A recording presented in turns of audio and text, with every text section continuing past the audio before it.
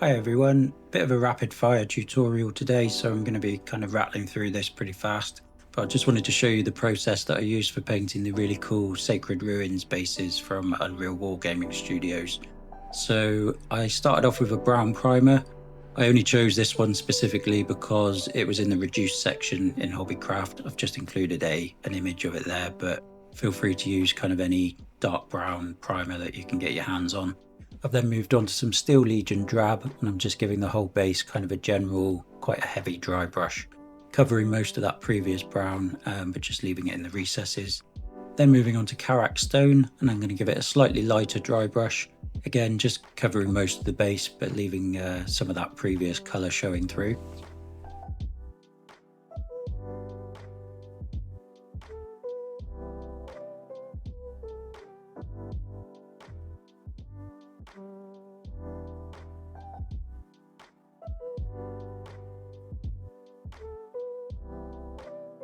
I'm then going to do a very light dry brush of Wraithbone, so hardly any paint at all on the brush, and literally just want to catch the highest edges of the details on the base.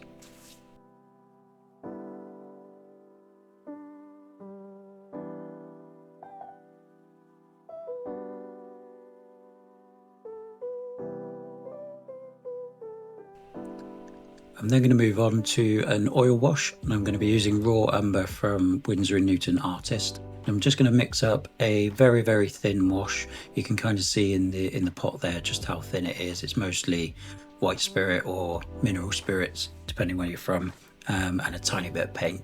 And this is just to act as a filter, really, just to kind of blend the colours together that we've already painted onto the base.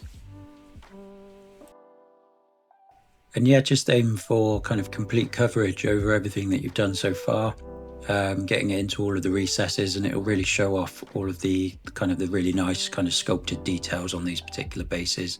You could use this method on kind of any base really, like even if it was just like a standard kind of texture paint or sand or something like that. This would probably still work quite well.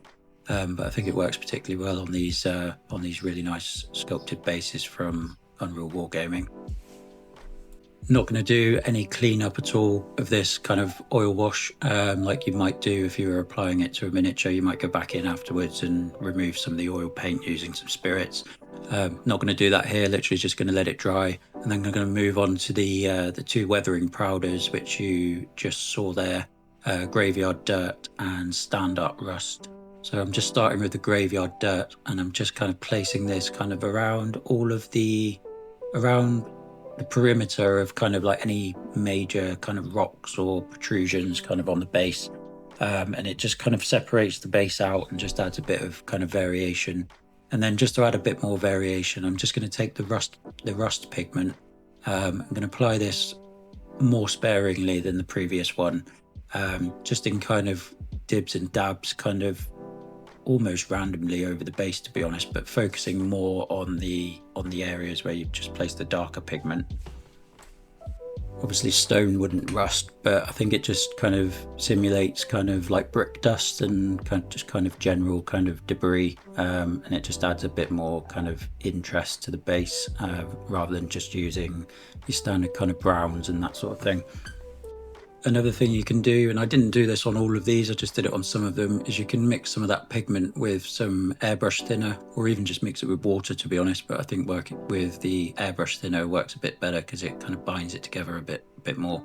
But yeah, just mix up a bit of the pigment with some of the thinner, and then you can almost kind of do like a pin wash almost, and it will kind of run into all of the recesses, and then when it dries, it will give this kind of really nice dusty effect in the recesses.